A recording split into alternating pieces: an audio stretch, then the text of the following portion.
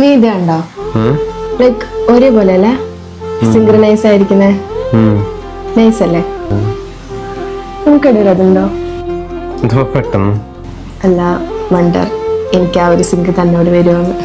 Over think too much മധു. നമ്മൾ പരിചയപ്പെട്ടിട്ട് ആകെ ഒരു വർഷമായിട്ടുള്ളൂ. ഒന്നല്ല 1.5. നീ വേഗം ഒരുങ്ങാൻ നോക്ക്, നമുക്ക് പോണ്ടേ?